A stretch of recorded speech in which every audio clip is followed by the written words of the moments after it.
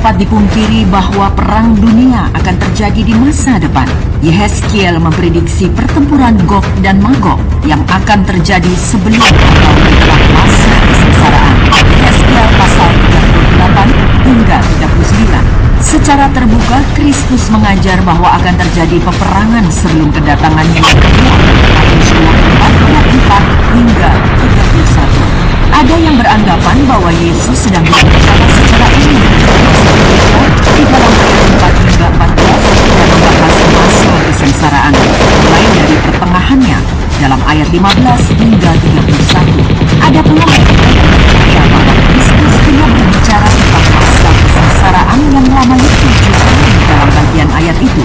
Walaupun ayat 4 hingga 14 sepertinya memberi penjelasan secara umum, nampaknya gambaran yang diberikan mirip sekali dengan gambaran dalam Wahyu 6 ayat 1 hingga 8 yang merupakan permulaan masa kesengsaraan. Dalam Matius 24 ayat 6 hingga 7 menceritakan adanya deru perang atau kabar-kabar tentang perang. Bangsa akan bangkit melawan bangsa dan kerajaan melawan kerajaan. Masa depan menyimpan setidaknya satu perang dunia lagi.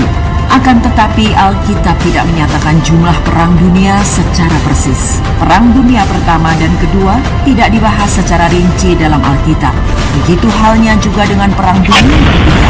Yang dibahas secara mendetil hanyalah perang terakhir, sehingga perang dunia yang terjadi sebelumnya masih saja dimungkinkan terjadi. Dimulai dalam Wahyu 6, Rasul Yohanes merekam pandangan masa depan yang ia amati. Peperangan ditemukan dalam pasal ini dan terus menjadi bagian dalam rangkaian peristiwa sampai kedatangan Kristus yang kedua dalam pasal 19. Wahyu 6 ayat 2, 11 ayat 7, 12 ayat 7, 13 ayat 4 dan ayat 7, 16 ayat 14, 17 ayat 14, 19 ayat 11 dan 19. Di dalam Wahyu 19 ayat 11 tertulis, Ia, yaitu Kristus, menghakimi dan berperang dengan adil. Wahyu 19 ayat 19 menyatakan bahwa Yohanes melihat binatang itu dan raja-raja di bumi serta tentara-tentara mereka telah berkumpul untuk melakukan peperangan melawan penunggang kuda itu dan tentaranya. Dengan jelas digambarkan adalah perang dunia. Pemenangnya adalah Kristus yang menangkap binatang atau antikristus itu serta nabi palsu dan melemparkan mereka ke dalam lautan api dan membinasakan pasukan mereka. Matius 19 ayat 20 hingga 21. Hasil akhirnya adalah jelas.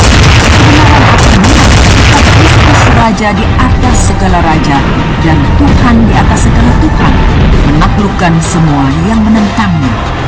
Setelah Kristus memerintah selama 1000 tahun, pemberontakan kembali terjadi yang mungkin skalanya serupa dengan perang dunia.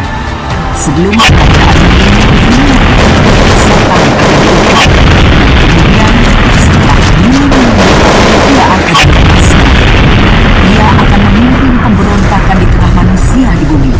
Kristus akan menuntas pemberontakan itu dan menghukum setan secara permanen dengan melemparkannya ke dalam danau api, sama seperti nasib binatang atau antikristus dan sang nabi palsu. Wahyu 20 ayat 7 hingga 10.